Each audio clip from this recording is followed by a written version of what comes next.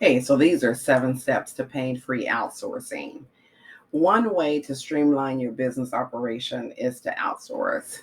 Isn't it wonderful? You can hire people to get a job done. It gets rid of mundane tasks that bog you down and your staff and releases you from them so that you can do more essential tasks, right? The business of making money. There are 7 steps in the process of outsourcing. So the first is one, define your objective. Start with deciding exactly what needs to be outsourced. This is important. If you need a website design and you're not a website designer, outsource it. Define how this task fits into your overall business. This is going to be helpful when you are deciding who to bring in. It's also important to do this so that way you can communicate the details of the project to the person that you're hiring. They're outside of your organization, so they need to know specifically what job needs to be done. And they need to also incorporate some time for you to get other things done. So, for example, if you need to outsource your blog creation, the person you hire needs to know that your blog is designed to drive traffic to your site. Two, establish your budget. This is going to help you decide how much you're willing to spend on the task. So, if you have $100 to spend on the task, um, you know that. Take a look at your company's finances and research online to what the going rate is for the work that you need done. So, do you need a blog writer? Or do you need a website built, some logos, a human resources catalog? You can offer more or less, but it's going to be important that you know what the going rate is. So, do your research there. Don't set your budget too low and choose the cheapest worker possible, or you may potentially compromise quality. This is important. And this three goes back to the research, the service providers.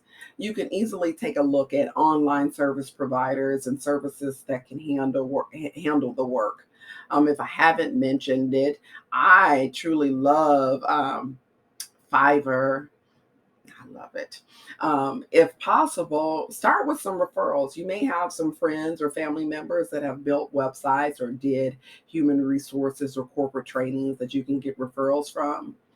Ask other businesses who they've used and whether if they can recommend anyone in your community. Keep in mind that if a service provider offers their services too cheaply, there is probably a reason. That doesn't mean that they have a poor product. It may be just hey, they're starting out. Choose a few providers that are in your area and in your price range, and determine whether they're potentially capable of doing the work for you. For contact potential service providers. You don't have to write that human resources catalog alone, book alone. You can get somebody to do it for you. Make sure you follow up with the service providers. This is important that you select it. Give them a rundown on what you need to be done, what needs to be done, and so you can assess their abilities and see whether or not it's a good match. You're hiring somebody to do some work with you, so you want to ensure, hey, that they're somebody you can work with. You can discuss the price, the timeline, and other conditions. Um, Also, discuss how and when you'll be able to communicate during the project. Good communication is not only good with your employees, but also with your contractors as well. So, for example, you might schedule a weekly Zoom meeting, phone call, email communication um, with your vendor. And five, set up the the first job. Take the task that you're going to outsource, and document the process. We've talked a lot about documenting, so you want to make sure that you're documenting the process. Also, define the deliverables you need from the provider. and when and how they will be delivered. This is going to help you stay on task and keep your project on task.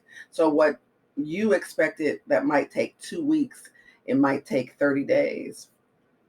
Give the service provider any material or resources they need, such as an example of what you'd like to have done.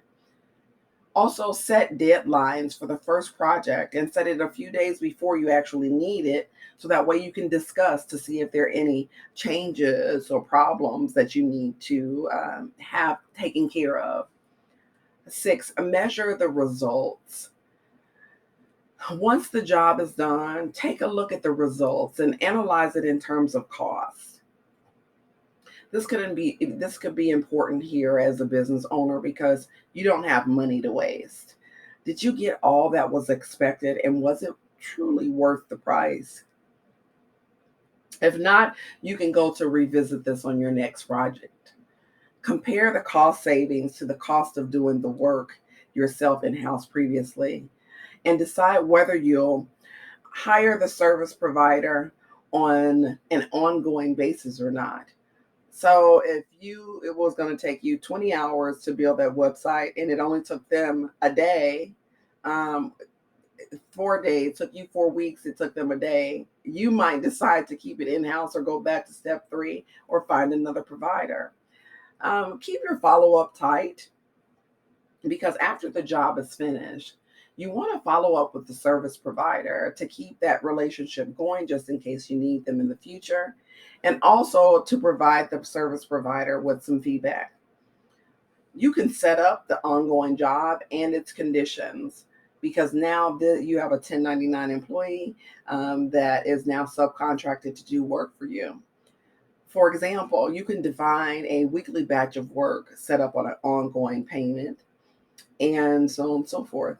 Somebody to make phone calls for your office, someone to answer the phones. Outsourcing is a great way to streamline your business, but it needs to be done well. And if done correctly, your business, it can save you a great deal of time, money, and headaches. I hope that you found this helpful, and good luck to you in improving your processes. And until the next video, make it a great day. Oh, and don't forget to like and subscribe.